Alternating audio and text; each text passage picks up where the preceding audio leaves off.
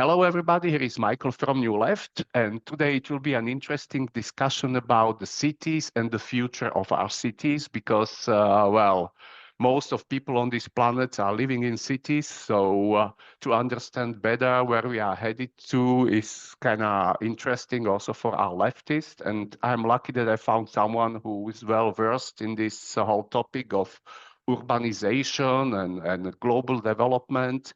Uh, uh, Bernard, can you please introduce yourself, who you are, what you do, why are you interested in this debate about cities, how it came to be that you kind of found your way into this particular topic? Yes, of course. Thank you for the invitation. Happy to be here, Michael. I would like to introduce myself in some remarks. I'm born in Austria in 1973, and after the school, when I passed my exam, then I worked at the administration of Wiener Neustadt. It's number 11 in the ranking of Austrian biggest cities, with now about 50,000 inhabitants. In my time when I worked there, in the 1990s, from the middle on, it was less. And beside my work at the administration in the city of Wiener Neustadt, I studied political science and journalism. And then I became politician. I was member of the city council, and then I became surprisingly mayor of Wiener Neustadt in 2005 because the female mayor was very sick, unfortunately, and so she retired and she was replaced by me. And then I was mayor for 10 years in Wiener Neustadt. And of course, then you get functions. I was member of the, I would like say, of the board of the Austrian Association of Cities and Towns. I was treasurer there for more than 10 years. And after my time as politician, I remained interested in cities, in the life of cities. And in 2003, the former mayor of Vienna, Michael Häupl, and me, we founded a registered association called Urban Forum. And when I left politics, Michael Häupl asked me, Bernhard, can you go further on? Can you do once again and for the future working for Urban Forum? And I told him, yes, but it must be more professional, only a registered association. And now it's for more than 10 years a small institute, a cities research institute, institute for public administration. And we are well connected with institutes in Austria or in Europe, also with some in China. And we cooperate with universities and universities of applied sciences. And I'm the so-called Secretary General of Urban Forum, and so became my interest. And it was a part of politics, and now it's my job for more than 10 years. Okay, so let's jump into the deep water and talk about cities. So, first of all, how would you decide define what a city is? Because kind of under question, when we are talking about urbanization, let's say in Europe and European Union, I can bring forward something I know about my home country, Slovakia, when it's compared with Finland as an example. It's roughly the same size. But according to World Bank, Slovakia is mega underdeveloped in urbanization. It's actually the worst country in Europe, even worse than Albania. And what do I know? But Finland isn't. But when I looked at we have roughly like 3,000 municipalities, when it's the right expression. Finland has only 300. Yeah, so just huge difference. But when I looked at the land card of Finland, it's not like they have really 300 towns or what. It's the population is spread across Finland, maybe even more widely than in Slovakia. So the definition, what is urbanization and what isn't, is very shady in my head, because Finland is one of the most urbanized places on the planet. Slovakia is, well, in the middle on the whole ranking, and the worst in European Union. So I don't understand the concept. So, and I guess I'm not the only one. Because Uh, when you say urbanization and there is this spread of 50 or 40 percentage points, and then you look at the objective map, what is going on in those countries, and you don't see a difference, then obviously the world doesn't kind of really mirror reality. Michael, you're totally right. During my remarks now, I try to open a paper because I think this would be very interesting for us to say it in correct ways. Cool. So, some definitions, I think they are very important because you are so right. It's not easy to understand, but not only for people which talk about this topic first time, also for professional. It's very difficult. In the history, um, the professionals say we have five historical phases of urban development. Yeah, in the ninth and eighth millennium. Before Christ in Palestine. This was phase number one.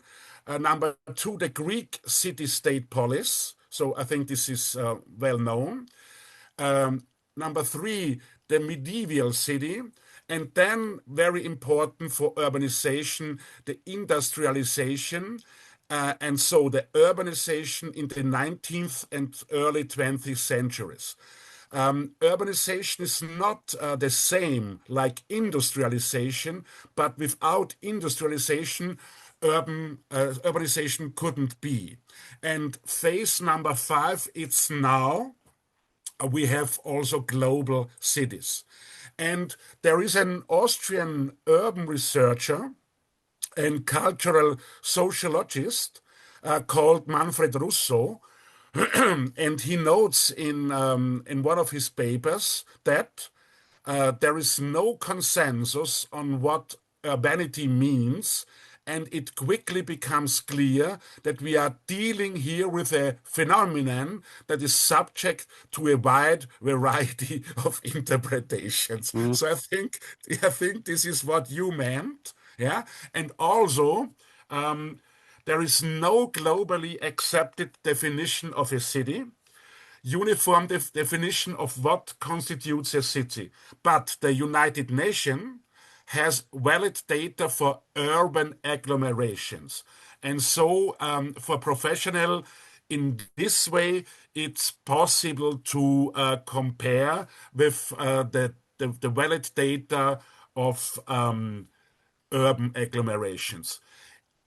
Last point in this part, I would like to say, in Austria, we have so many difficult historical designations. They are called Austrian words. Gemeinde, Stadtgemeinde, Marktgemeinde. They are existing from the middle of the 19th century, but now they have no legal significance, and it's only, yeah, like an honor. Yeah. Formally, there are additional names assigned by the respective federal states, but without a real sense. So I hope I could tell you some Now let's facts. dig a bit deeper into this, because this is interesting question that popped into my mind. Why is it so hazy? And why, I mean, couple of years back, we matched the threshold that more than half of the humanity is living in towns and cities. So obviously, it's a huge thing, and we can't even define it, which is kind of, interesting. Why is it so hazy? Why isn't there a unique concept what a city or town is? Why every country, more or less, as far as I know. I mean, maybe there are some, interlaps, but more or less, I mean, the example between Finland and Slovakia just screams, what the fuck? Because it's totally made up. When you look at what's really going on in those countries, the differences couldn't be smaller. but the official label, what is town and what isn't, is 400 or 40% difference. So it's huge. Yeah, it's more. I don't understand this. So why is it so hazy? I think we all Why people can. make it so complicated? Yeah, Why is there not a United Nations definition? This is what is defined by a city. I mean, because it boils down into politics, into procedures, into many things. And when it's so hazy, then yeah. It's really difficult, and it makes a lot of problems, of course. And I wrote a book. Um, I wrote a book during the pandemic, and it's called Land of Cities. Yeah. It was a question. This is the name of my book I wrote, and I tried to take deeper looks to the development of Austrian towns and cities, the urbanization, comparing with trends in Europe or all over the world. And I think I was really deep in this case. And of course, I tried to read as lot as I could. And I saw these problems. I don't really know how it became, but let me try to give some aspects to you. In Austria, we have a not official cold city, Lustenau, in the province Vorarlberg in the west. And in Austria, it's huge, with about 25,000 inhabitants. For comparing my hometown Wiener Neustadt, number 11 in the ranking, 50,000 inhabitants. So Lustenau is half. It's big for Austria because we are very small. Yeah. So, but it's not official in city. It's it's a village or what's the it's called, I think it's called Marktgemeinde, one of these okay, seldom even more hazy. You throw words and no one yeah, yeah. understand, only you in Austria. Yeah, So I like it's let it's even more it's confused people. Okay, thank you. yeah, it's not a city officially, so it's a village maybe, but of course, why it's big, it's member of the Austrian Association of Cities. Yeah, so formally no city, but of course big for Austria, member of the Austrian Association of Cities, because uh, Lustenau is very important for the region in Vorarlberg and also for regions concepts in Austria. So this is one point, and it depended on the history. A lot of names and descriptions they came from the monarchs. Yeah, it was an honor to get a title. Yeah, and the title was very difficult, I know. The title was Marktgemeinde or so on. So it was an honor. And so it was called Gemeinde, like community or like village. And so it was not a city. We have very, very, very small villages, like the wonderful Rust on the Neusiedlersee. Rust near the lake Neusiedlersee. Very good wine, wonderful landscape, the lake, everything is wonderful. A lot of tourism. I think 2,500 inhabitants, and it's a city because the Habsburger, the monarchs, gave them the title. This is so wonderful, and we like the people. We would give them the honor. Maybe they are very, very close with the emperor. I don't know. So Uh-huh. it's a city. And of course, when it's a city, it must be also member of the Association of Cities of Towns. So it's very, very crazy. I think it's output of the history, but I don't know the whole reason why it's global, so split it. I don't know. And the UN has this big problem. So there are only two definitions. They are really fixed. Megacity, this is clear. Megacity is a city with 10 million inhabitants and more. So this is for sure megacity and urban agglomerations. Yeah, and a lot of city globally try to push up the number of inhabitants of the center, but a lot of numbers are not real and not true. It's a whole area, and they add very often all over the world the inhabitants from the near and the close villages. So it's very difficult to get valid facts and data. It's very, very difficult. I saw that when I wrote my book. Um, you have to be very critical. Obviously, it was or is historical phenomena. The question is, do we, in today's world, do we accept this haziness and do we live with it, or are there kind of procedures and efforts to make it more clear?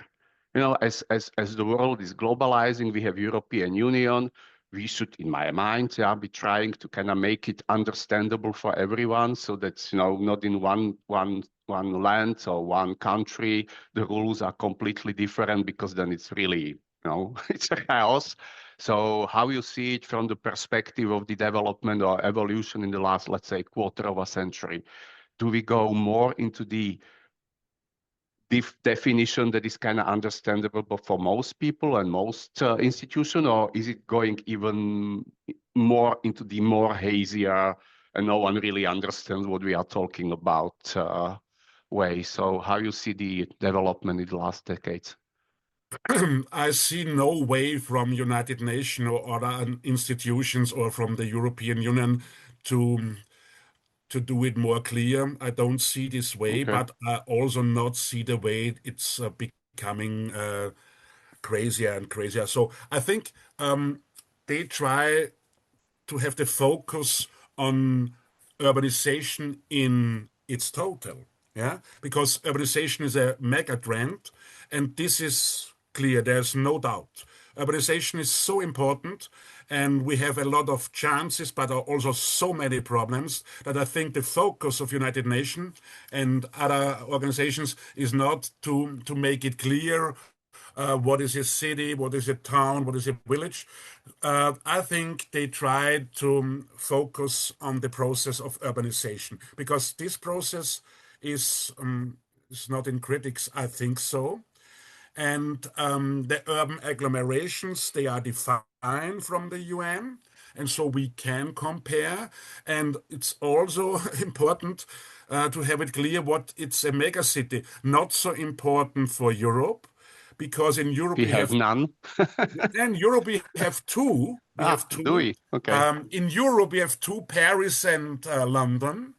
And in the European Union, we have now only one because of Brexit.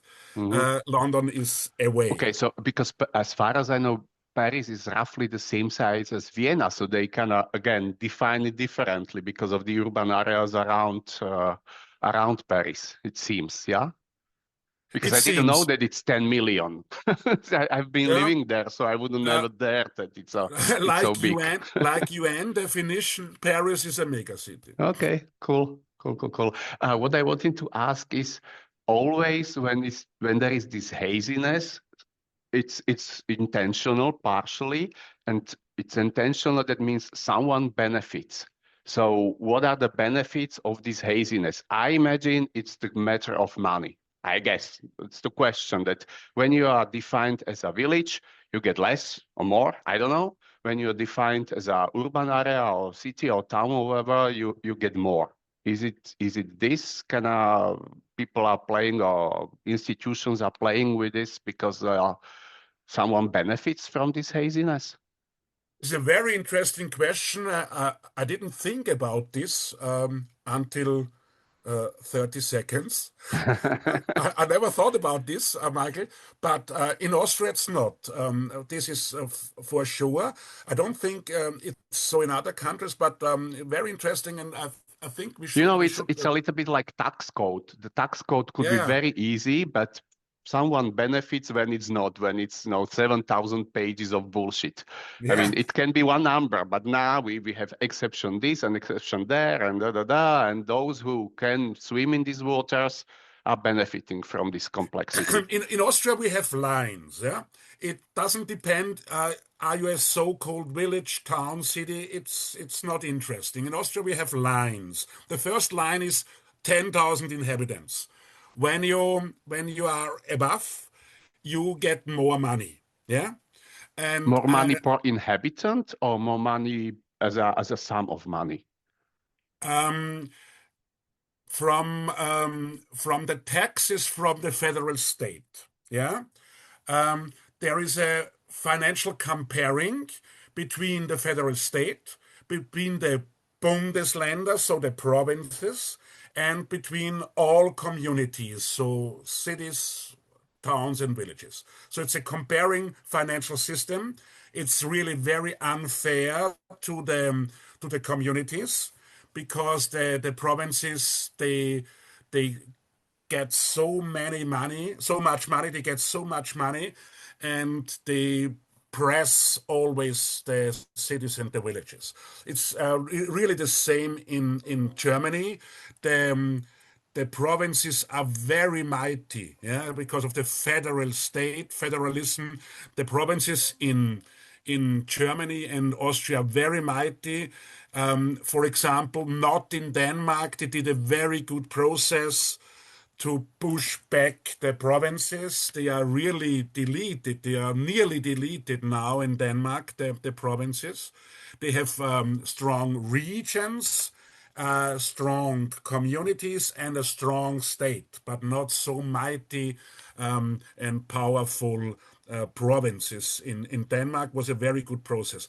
But in this financial system, try to get more money from other levels.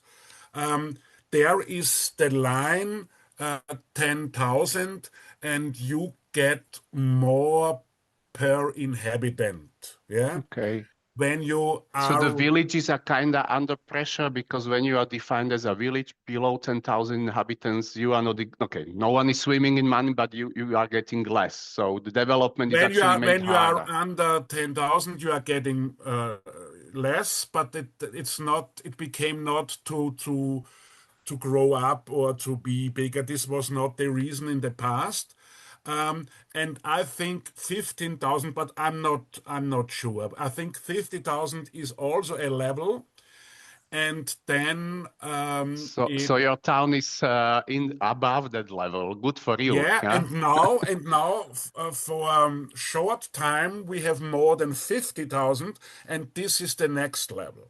Mhm. 50,000 is the next level, and because of the modern systems, all statistic institutes know pressing the button in the moment they know all the inhabitants in all communities.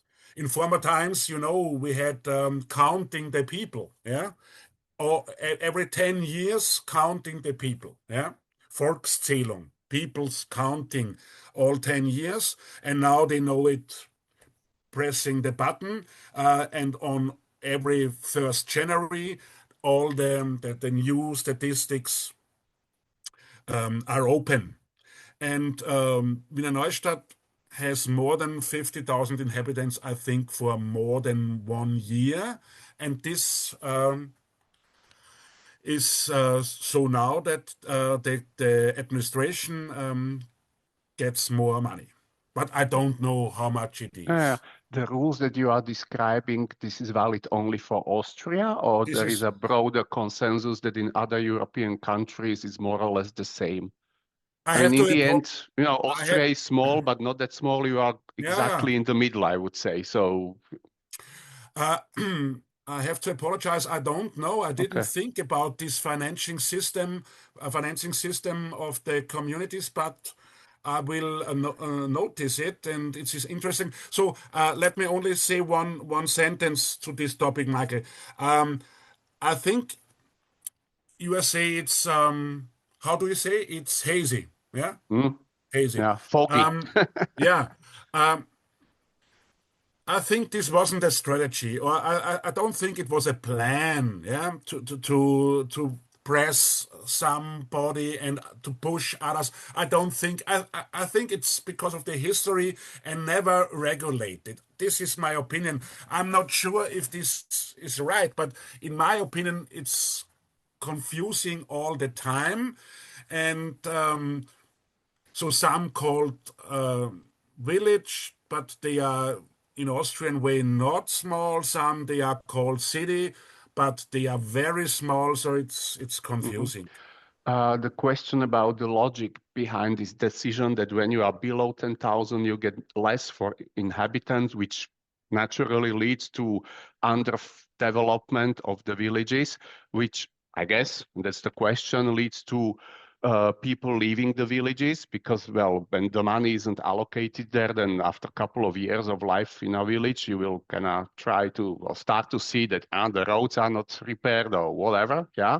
So is there a logic that the policy wants to get people out of villages into the big urban areas, towns, cities, mega cities, whatever? I mean, you said you don't know exactly whether in other European towns, countries, it's a similar process, but let's assume there is, because when urbanization is the way forward, then villages are dying out, no? And this approach, give them less money, only speeds up this development. So how you I see think this? I think in Austria we have strong conservative parties, and it's their wish that people do not settle down in cities. Really, this is not a joke, and this is valid. Yeah, the conservative parties try that the people stay for a longer time in small villages. They they don't want to settle down in cities because you can see it election Trump, or you can see it Brexit in the UK, of course. And this is not the meaning of a former politician. This is really valid. Cities are more liberal, more progressive, more open-minded. Yeah. And the conservatives or the far right parties have the fear that when people settle down in cities, that they change their minds and that they change their behaving, Obviously, no? yeah, of voting. And you can take a look to France now. Big problems with very far parties, far right parties. But the two biggest cities in France are Paris and Marseille, and in both won the left wing candidates. So this is also the fear in Austria of conservative and far right parties. Please remain in the villages. But in a lot of especially dislocated villages, we have less structure. We have less services of public interest. In the German language, we have a wonderful word. Unfortunately, it's not similar in the English language. In German language, it's called Daseinsvorsorge, and the most ident word in English is services of public interest. Yeah, and we have a lot of problems in the villages in Austria with public transfer, going by bus or train to kindergarten, to school, or to a job, to the work. Huge problems and less possibilities of buying things, yeah, less stores, maybe no doctor, huge way to the next hospital, and less social housing and so on. And this puts a huge pressure to the people, young, but not also young, also old people. Old people often live in a house with a garden. Yeah, it's not step free. Yeah. So there are barriers and they are becoming older and older. My parents are 87 years old. So every step could be a huge challenge. Yeah. And this is the reason why a lot of old people um, sell their houses or give it to their children, yeah, or grandchildren, and they go to a smaller flat in a city. But in the city, there are doctors, there is a hospital, maybe parks, yeah, for having small walks, and an elevator in the house, and instead of the huge garden, a small balcony, yeah, having fresh air. When I was mayor, and I supported the communities of social housing, and they asked me, Mr. Mayor, can you do the procedure, giving them the keys? Yeah. And then I ask a lot of people, may I ask you, why do you settle down now in Wiener Neustadt? And then they very often said what I told you. We sold our house. We gave it to the grandchildren. It's not possible for us to check it. And now we have a small flat. We are very happy. We can go to the park and we can go to a restaurant. We don't want to cook and so on and so on.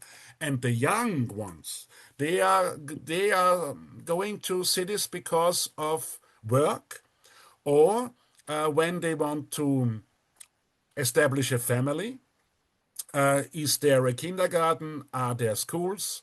And are there possibilities for the leisure time, sport, halls, and so on? And this gives a very, very big pressure to the small villages. And now they have so big financial problems in Austria, also in Germany at this time. Now it's really the problem that they have to delete the rests of services of public interest. A lot of swimming baths must be closed, too expensive. The energy, the water, everything is very expensive. So now we have a very big problem that they have to destroy rest of this structure. And this is the reason why urbanization couldn't be pushed back in the past. Mm. But a lot of parties don't want this trend. Well, I'm a progressive, so I don't mind. Yeah, that's their So me? problem. So, I mean, who will be shedding tears for far-right narratives in villages? So, definitely not me. Uh, what popped into my mind when we are talking about urbanization and this development that people are leaving villages and going to the cities, in my mind, I guess, and that's the question, it goes hand in hand with feminization of the society. When in villages, people had to usually work manually. In cities, it goes into the third sector, services, whatnot, care, I don't know. So the feminization, I guess, is kind of mirroring the development of the cities. Would you say so? That's the natural emergency of that more feminine way of leading our lives, and males are becoming more feminine nowadays.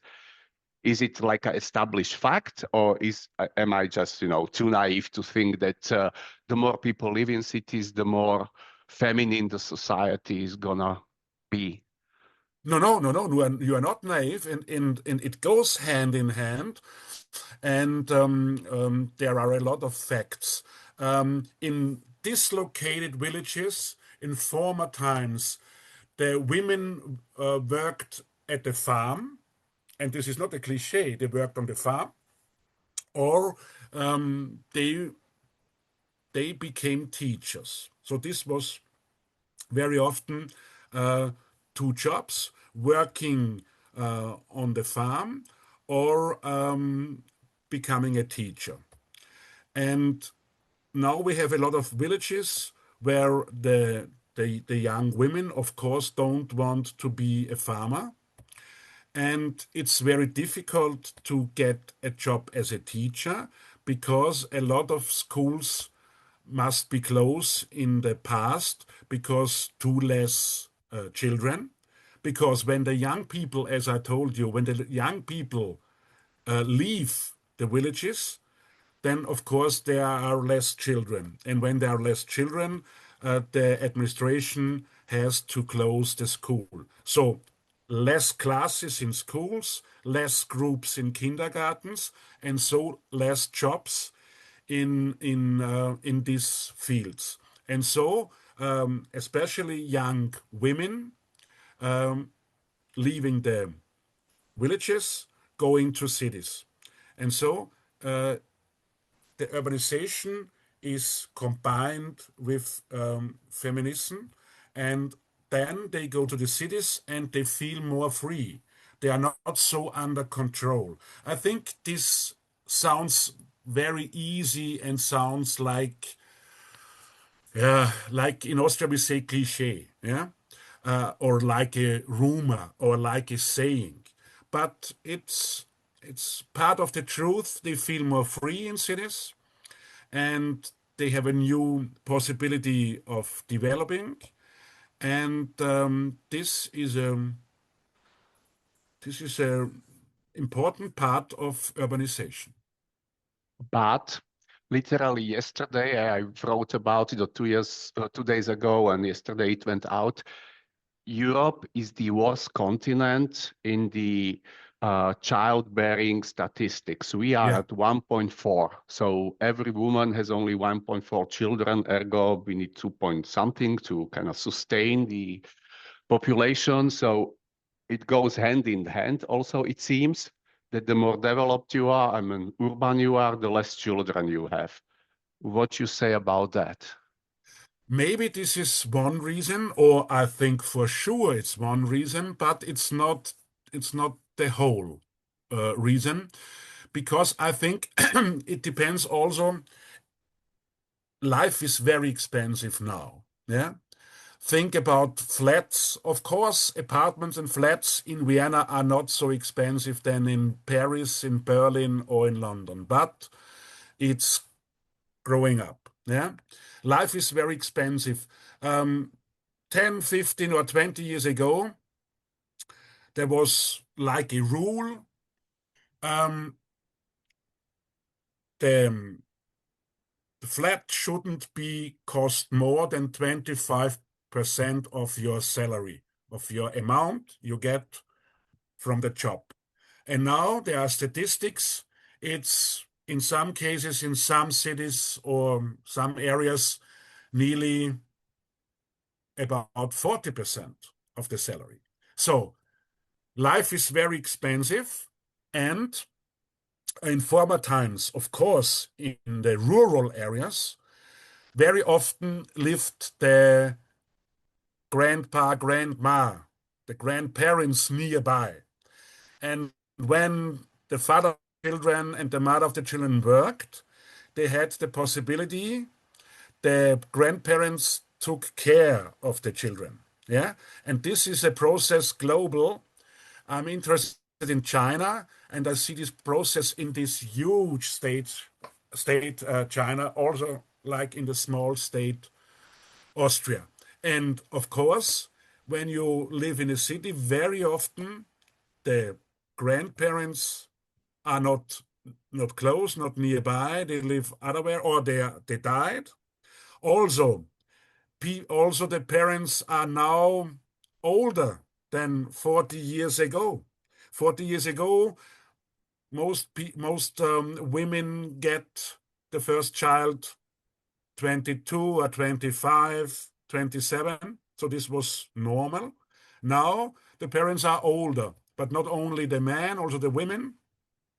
Some get the first children when they are 38 or 40 because they have they have now enough money, and they feel in the right position, yeah, of their age. And then they decide, now we want to have a baby.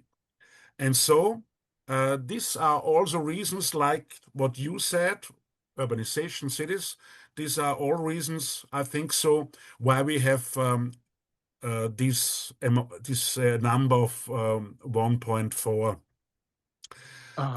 Some statistic I will throw in because it surprised me because when I was preparing that, no, it was an article, it was a video, but the data, what I learned is that actually Vienna isn't doing better than the other European towns and cities, that the Viennese have actually less children than is the average in Europe.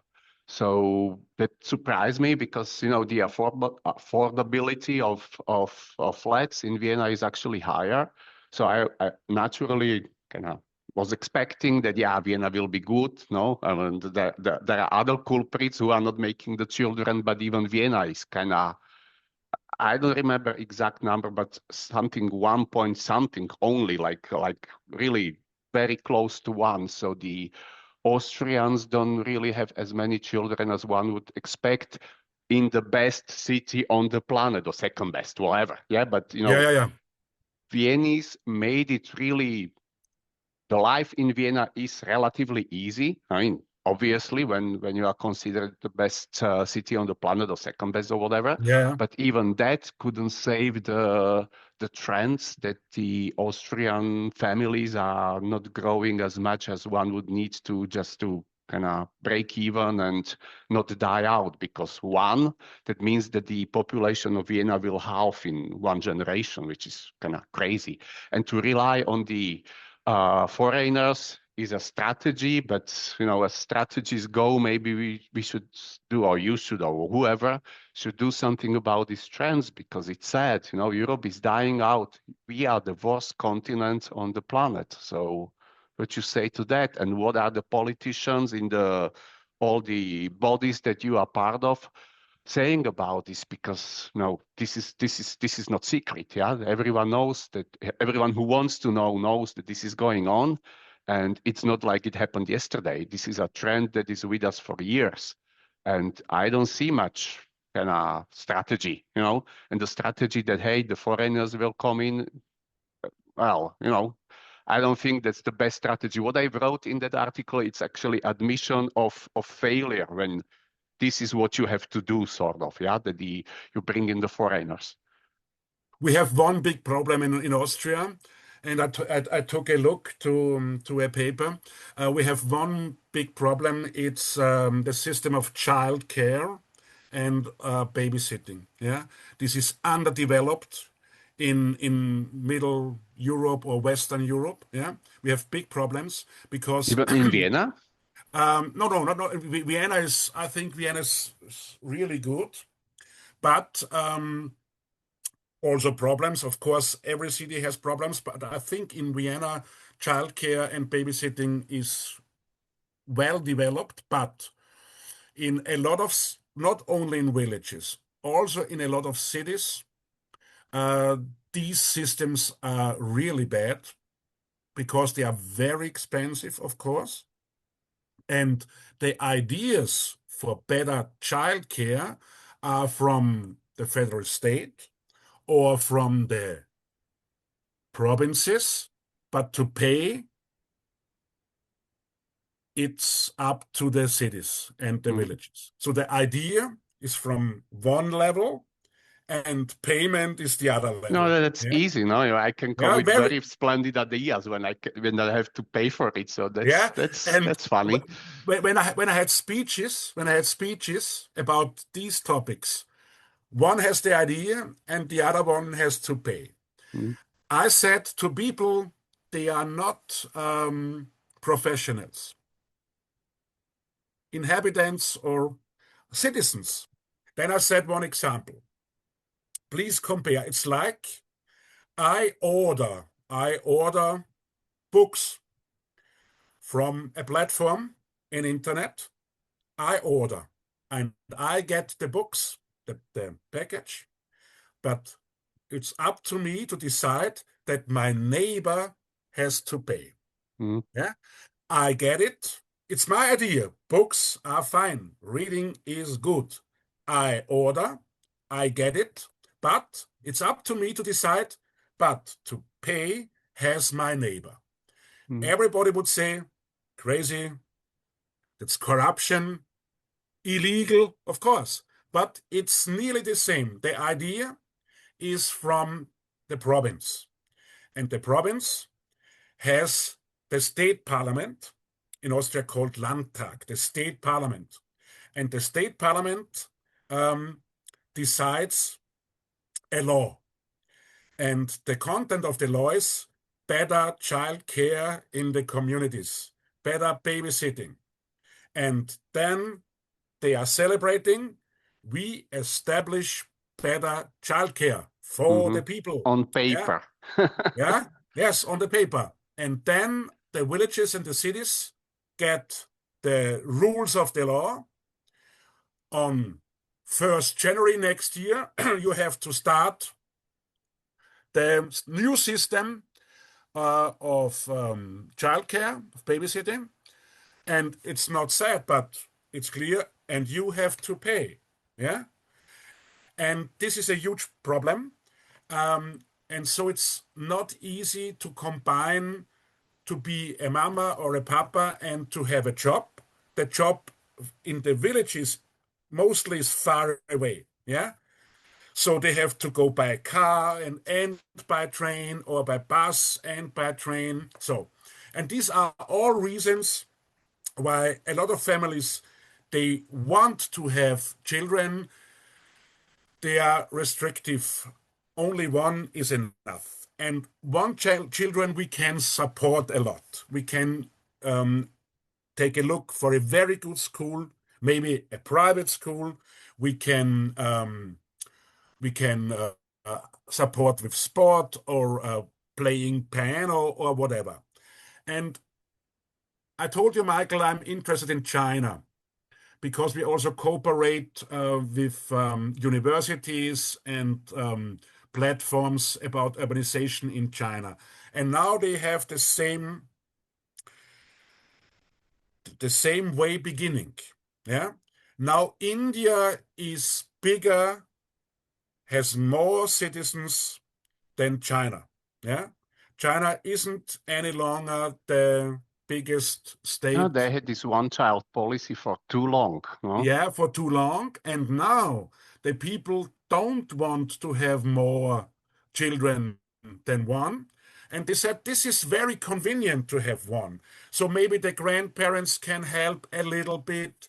And we have one son or one daughter, and we can support a lot, and we do everything for this child. But the second child, you need a bigger car and so on. This is low level in the living, but these reasons are very important. And in Austria, it's the system of childcare. Uh, Take a look to Scandinavian countries. It's really better, and many companies in these countries they have kindergartens. So during the break for lunch, the employees can visit their children because they are beside in the kindergarten. In Austria, only very, very huge companies have a kindergarten, but it's very less. And What is this your is idea? Why is this kind of development not there? I mean, this is no rocket science, to give to the parents the possibility that the kindergarten is next to the office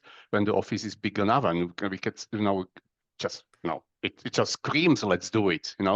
At the end of the day, it might be cheaper. You get some subsidies for government or city or whatever, so you don't have to pay for it as the office provider and the company. So it's a win-win, but we don't do it. Why? I think this is because of conservative strategies, really. The wife should be at home. Yeah, for a very, very long time, this was the thinking of conservatives and right parties. The wife should be at home. And when the wife is at home, we do not need childcare and we do not need babysitting because the mother cares or the grandparents are caring. When I was mayor, it's about 11 years ago. I was in a I was invited in on behalf the Austrian Association of Cities, and there was a big discussion in the second chamber of the Austrian Parliament, the Bundesrat. And the topic was the future of the small villages. and they had speakers. I thought I'm in the wrong film, in the wrong movie, because they told things they are they are not. 19th century, yeah, something Yes, like that. yes.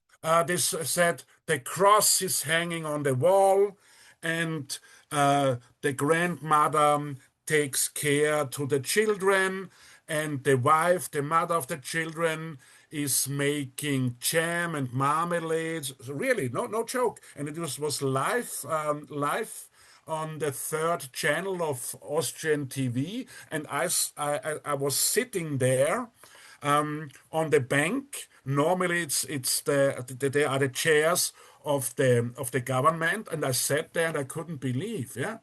And then I had to crash the party, and I had to say, "I'm so sorry, but that's not the truth, and that's not the future. The truth is that the villages are becoming empty because we have no public transfer, we have no jobs, we have no services of public interest." I said it very silent and not emotional.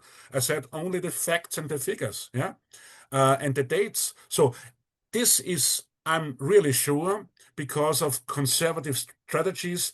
The wife shouldn't be in work. She should be at home and clean the house and cook and taking care for maybe three children. Now, of course, in the most of the parties, there is a new thinking. They know that's bullshit. And we need also working women, of course, but not only in cleaning jobs. We need women on the universities, in researching, yeah, in teaching, and so on. And now I think the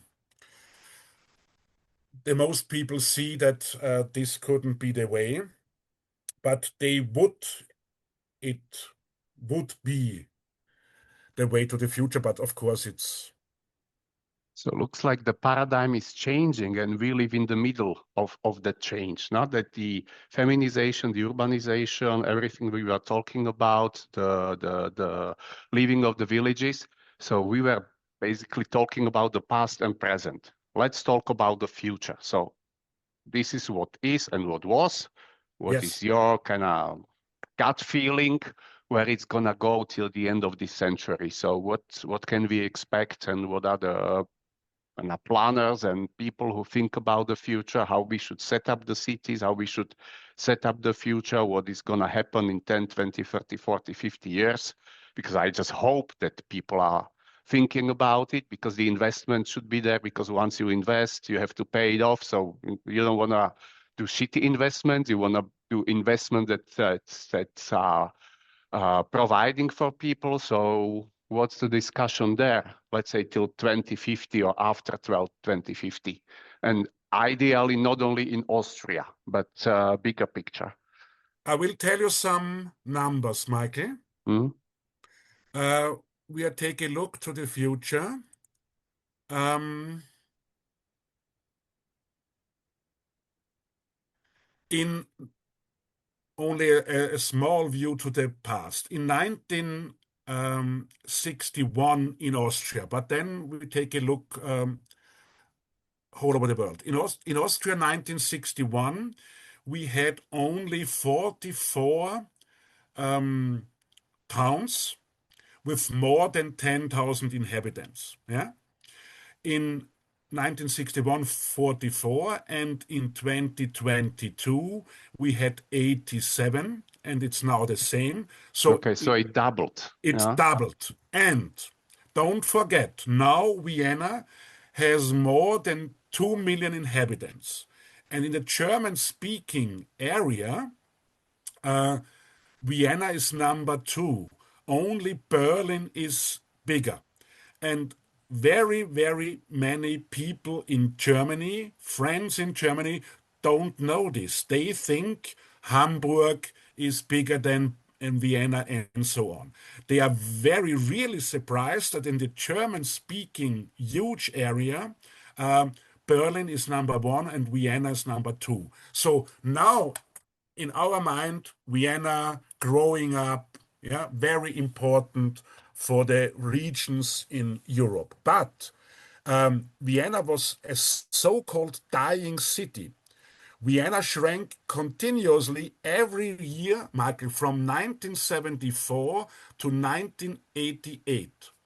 And the lowest population was in 1988 with 1.48, so about 1.5 million inhabitants.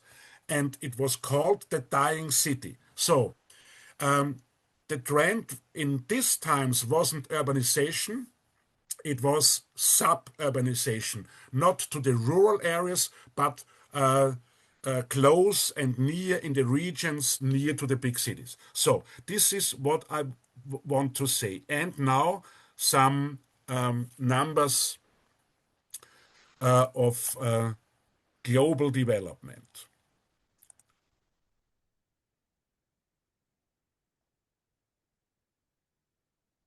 Megacities. I told you a megacity is a city with 10 million or more inhabitants, and this is for sure UN definition. 1970, worldwide, there existed only three megacities. Yeah, it was New York and one city, I think it was New York, Tokyo, and the number three is in discussion. It is not really clear. 1970, only three megacities worldwide. 1990, 10, so more than three times, and 2018, 33, and the forecast of United Nations for 2030, and this is in 4 years, this is very close, 43. Yeah. In 2018, 529 million lived in 33 megacities. And urbanization is a trend, yeah, and a mega trend, and this trend will not end. So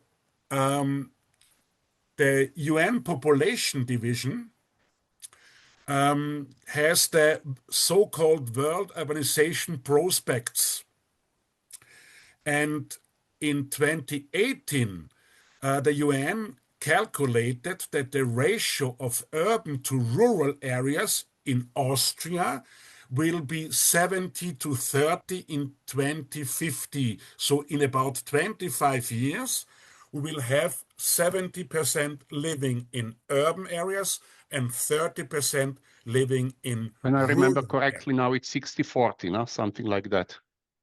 Yes, it's about 60-40. You are right. Yeah. And the United Nations Population Fund had a calculation. 5 billion people will be living in cities by 2030, and by 2050, global, this figure will rise to 6.2 billion. 6.2 billion global people living in cities or urban agglomerations. So this process is clear. And it's very interesting because in 1992, the United Nations stated in an official paper, the future is urban. But in 1992, most people lived in rural areas. So this was not for sure to say the future is urban. When I make postings, when I do postings on LinkedIn and so on, nearly always hashtag the future is urban. But now this is easy to say, but not in 1992. So it was like a prophecy, I think so. So this process is clear. But the cities are growing up.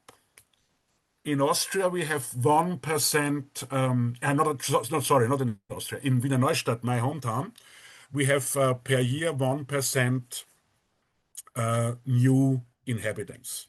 So 50,000, about 500 new people, no? 500 new people, 3,000 per year are coming to Wiener Neustadt. They settle down, but of course, people are dying, people are leaving. Yeah. So 500 netto. In 2 years, 1,000. Of course, there is a limit because of the area. Yeah. So it's not possible to growing up, because No, in it some is years, possible. It's a political decision, no? yeah, maybe. In the end, these mega cities, this time, and Shanghai was just a village couple of decades back, Yeah, or yeah. some other Or of these mega Shenzhen. cities in China, no? Shenzhen was a village of fishers. Now Mm. it's the new center in the world for By the way, researching. this is something, the zoning, I wanted to ask you about. Why is it so restrictive? The exactly as you said now, no, the expansion of the urban areas, the kind of eating up of the lands around the towns, that it's so restrictive and so conservative, and that's Yeah, in my eyes, that's one of the reasons why the living spaces are so expensive, because just when you can't develop new things easily and quickly, and it takes ages, obviously, everything needs money. So why is it so, as I said, conservative? it's really conservative, and I always was a fan Is there a of. catch? Is there something, again, as I said, someone benefits out of it? Because this just doesn't make much sense. We know that the cities will be growing, population, okay, in Europe not, but even here it's kind of not totally declining, no? And the cities are restricting themselves and putting themselves into straitjackets of zoning, and then the affordability crisis emerges out of it. I'm not saying this is the only reason, but it's definitely not 0 percentage points of that reason. So why is it so complicated? It's so complicated because maybe it's up to the human to want uh, to be a king of an own empire. Yeah. So take a look to the firecraft, the fire brigade. They want to be separated because then they have a boss, a commander. Yeah, he wants to be the commander of the fire brigade. Yeah, when they are combined, or when there is a fusion with another fire brigade, then there can't be two bosses. There can be only one boss, and maybe one will lose his function as a commander. So it's up to the humans, yeah. So I think this is one of the reasons we have a small village. They have no money. They have no might, but some want to be the mayor, yeah, and several people want to be member of the council, and one wants to be the chair of the administration, the secretary of the village administration, yeah. And if there is a fusion with the neighbor village, only one can be the leader of the administration, only one can be the mayor. So this was a reason why there was no development uh, for the structures that they are stronger. But now um, it's a brain drain, and so many people leave the villages that they do not find a boss of the firecraft, or nobody wants to be the doctor in these small villages because too less patients. In some areas, the structure is not good enough for the mobile phones. Yeah, so huge problems. And now, but we are late. Now we are very late. Denmark is really an ideal. They did a process for 30 or 40 years, and they tried to put the people, the inhabitants, on this way. When they thought it's too much pressure to the people, and the people uh, don't want the next step, then they waited. Yeah, they put out pressure, and then they did the next step and next step. And now in Denmark, we have only, I think, 98, 98 cities, I think, in Denmark, 5.5 million inhabitants, and 98 communities, villages, but they are all cities. In Austria, we have 9.1 million, so not double than Denmark, and we have 2,092 villages and cities. Mm. 2,092, more Mm. than 2,000. So you can see the structure. And this is expensive. And we need the money for education, for childcare, for health. Now, this is what the Finns did. When I spoke with someone in Finland a year ago about these 300, as you were describing, communities or cities or whatever, compared with 3,000 in Slovakia, this was one of the reasons. Now, imagine you have to pay 3,000 mayors Yeah. instead of 300, and this all shebang around them. No, so as many And goes, this double saves. No? structures. We have so many double structures. Yeah. And of course, this is expensive. And now, I think now the problems are in the mind of the most functionaries and the most politicians. But now we are very late. Now we are very late. And now the pressure, because of so less money and so big financial problems, the pressure is huge. And now the next Maybe steps, something good will come out of it. Now, maybe under this pressure, people realize, and there are yeah, good examples as Finland or, yeah. Denmark, that this isn't sustainable. You know, I let's don't, I change it. don't, I don't want the situation because it's dangerous. Less money for public services, but there is a chance to do now really good solutions for the future.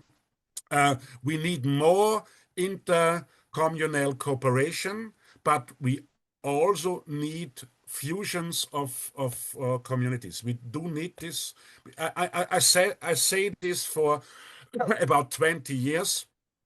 Uh, I was bashed very often as an enemy of the communities, but I'm not an enemy, and I know it's small villages. They can be wonderful, yeah, wonderful landscape, maybe a river or a creek or a lake or a wood. Everything is wonderful, but we cannot live we cannot live from grass and flowers. Yeah, we need traffic and we need services of public interest, and so the next steps must be more intercommunal cooperation, and we also will need fusions of villages.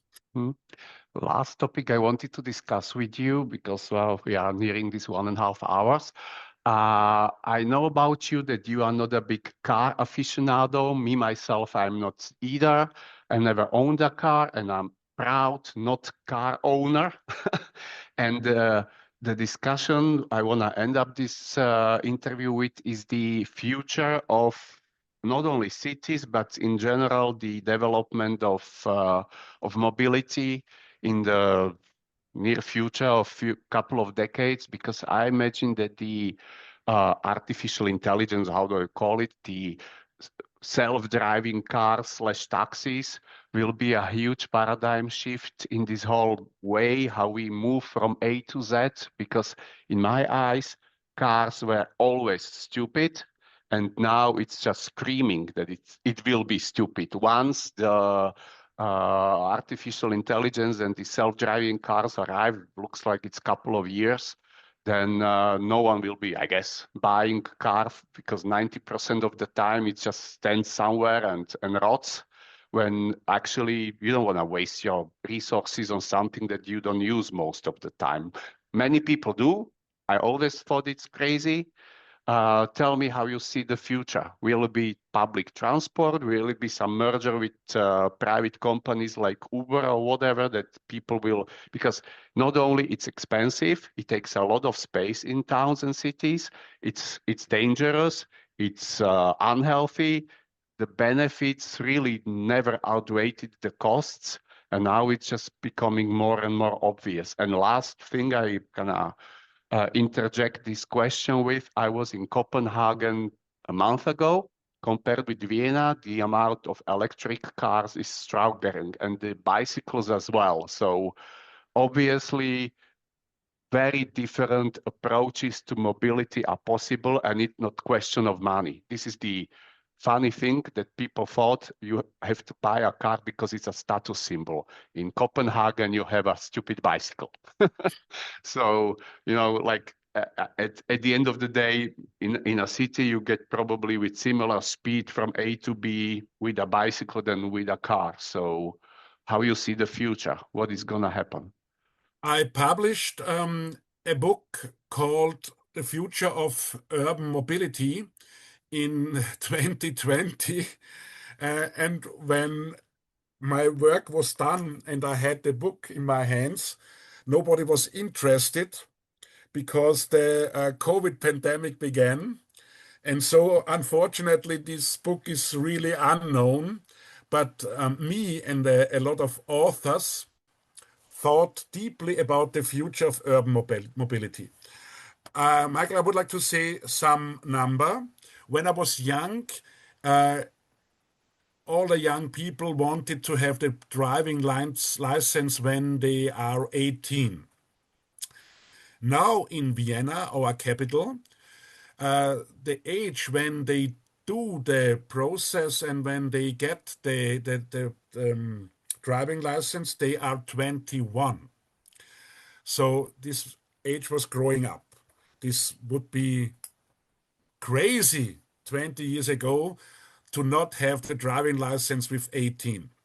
And now the driving schools have to do public relation because a lot of young people in huge cities like Vienna, also in other European cities, they are not really interested doing the driving license and to having a car because the parking spaces are less and the public transfer, especially in Vienna, is really top. Yeah, so you have the so-called S train, speed train, but it's a local train, and you have a very good system of the tube, the underground, and you have also the tramway, and you have buses. So I think it's ideal. And I know a lot of people, they sold their cars and they said, I go by car when it's necessary for holidays or when I have to transport heavy things. But then is a possibility to use car sharing.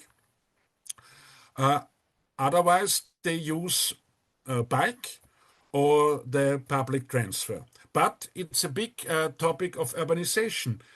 We spoke long time about dislocated villages. There is no public transfer. Maybe there is a bus in the morning and one in the evening. Yeah. So they need a car. And they need a car to go to the store to buy the things for the daily living. And they need a car to go to the job. But there are parking spaces at the train stations, so you can park the car and then you can continue your trip to the job by train. And I have only a bike. And when I have to go to Vienna, and this is 3 times a week for appointments and meetings, then I go by bike to the train station in Wiener Neustadt, and then I go by train to Vienna, and then mostly I use the underground. And I have bag and my helmet is inside the bag, so this is normal now. But the rural areas, they have a lot of problems. When you live in some rural areas, like my friends, then you need a car, of course, because it's not really possible to go to the job. Yeah, but let's talk about towns and cities. Let's talk about the future, not about the past. The Yeah, yeah, yeah, villages yeah. are places of the past. So Yeah, of course. how No, do you no, expect the development is gonna go? Will there be only public transport or a no. little bit mixture of a It's it. sprinkling of cars? Because when the self-driving cars will arrive, and what I'm reading in Americas and in some Chinese cities, the spike is huge in triple digits, how much it's used. So I'm curious, and maybe even a question. So do you know when it's gonna come to Europe or to Vienna, the self-driving cars and self-driving taxis? Did you hear anything? Not at the moment, Not yet? no. Okay. No, no, not yet. But I think it will be a mixture. Going by walk is also a new trend. Yeah, not using a car or also a public transfer for 10 minutes walk. Yeah, so I think walking is a new perspective. Also going by bike or a lot of e-bikes in cities and the public transfer and also using the car. Of course, Vienna is a big city, 2 million inhabitants. When you have to go to an area far away from the center, maybe you have to need to use the car or transporting heavy things or so on. So it will be a mixture, but we see the trend is clear. More public transport, more walking, more going by bike. Yeah, but it will be a mixture. Um, I'm not sure when self-driving cars will really come, and self-driving taxis. They are now in use in Asian states, but I don't By the know. way, did you try it yet or not yet? In No, not Asia, I yet. imagine in No, China you were in towns or cities. not a Not yet? self-driving taxi. Okay, No. okay. So I think it will be a mixture, but more and more public transport and less car. Take a look to Paris. Yeah, um, new zones car free, and 10 years ago wouldn't be possible. As a politician, you would be thrown out when you tell this area will be car free. So also the mind change of the people because of climate change, urban heat. Yeah, the people feel the problems, yeah, of of um,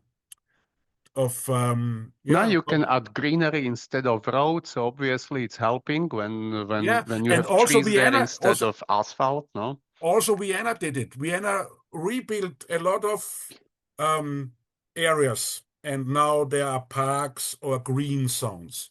Step by step, Austria's very conservative. I think it's easier in Scandinavia or some other countries, but now this trend is also in Austria.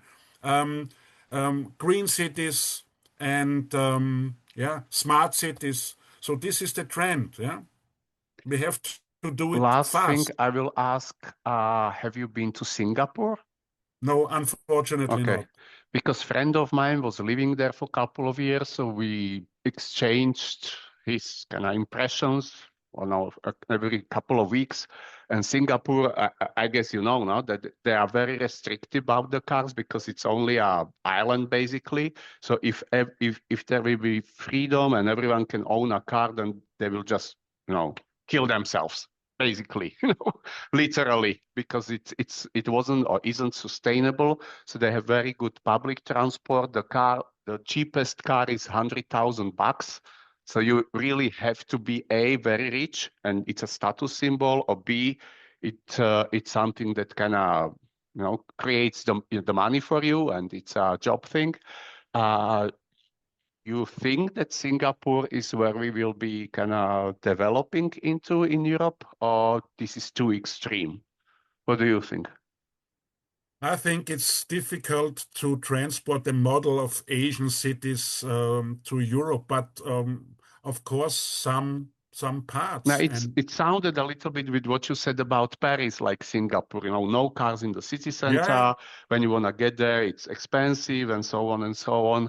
So maybe Singapore is the, barrier holder for the future. I don't know. I'm asking. And I heard Vienna got an international prize from Singapore, yeah, for urban development, and of course, areas, cities, or states can be role models for others. I think, and when not in total, of course, some parts can be really models and ideas, and yeah, the So we bike. will, yeah, please. It's a saying in Austria, the bike must not be founded once again. Yeah. We Mm-hmm, have the bike, so mm-hmm.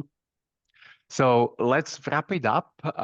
Thank you very much, it was my Bernhard. It was pleasure. interesting. I did learn things or two about, well, future as well as the past. And let's be optimistic that the right-wingers will not be able to stop this development we were talking about, and that the future will be bright. I mean, this is what I'm saying to people. It's up to us.